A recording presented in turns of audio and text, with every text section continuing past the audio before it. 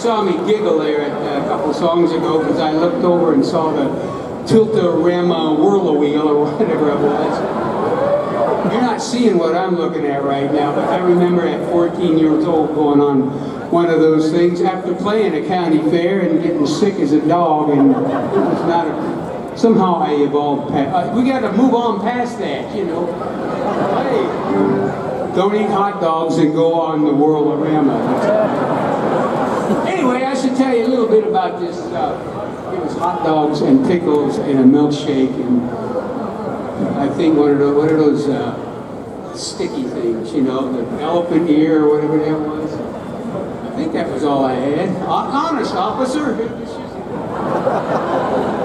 Anyway, I should tell you a little bit about this guitar. It is a Rickenbacker that I bought back in the first week of 1969.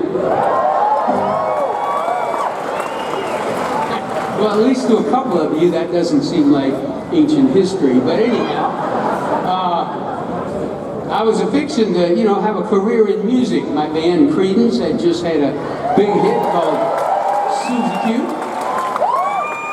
And I found myself precariously in that limited category known as one-hit wonder!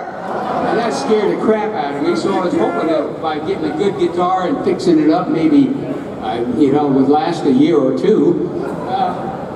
So I did a bunch of modifications on this old guitar.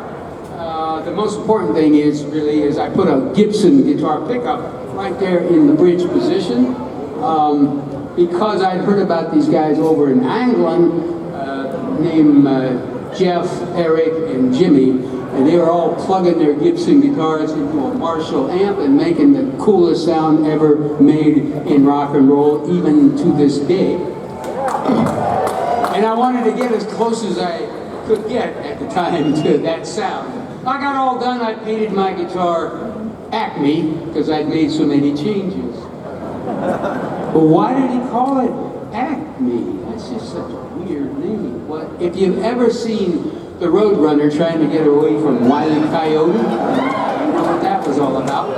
Anyway, so my career progressed like so many.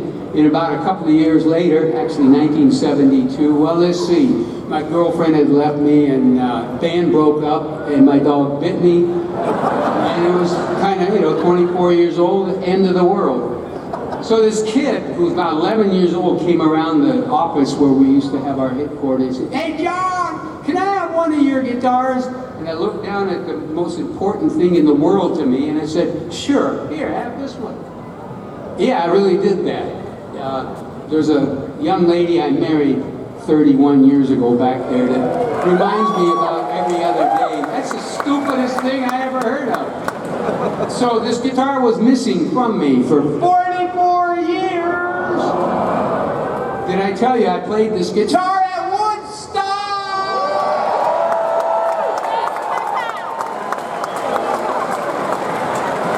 Oh, we got a new drummer. Right when I do that, when that, whatever it is he's got in his hand hits the ground, you make a big hellacious noise like this. Back then we really had good stuff. I'm a family man and what would I know about that? But anyway, God, where was I? Ow! So my beautiful wife saw the look in my face a couple of years ago. It's about 4 now, I think. And she went out into the middle of the country and started stomping through every musical shed and found my old guitar and paid an incredible sum of money to some rascal for my own guitar. Put it under my Christmas tree and I got my baby back. So I told you I had played this at Woodstock and getting to the point here, after seeing all that stuff, crazy stuff up at Woodstock, I went home and wrote this song on this guitar.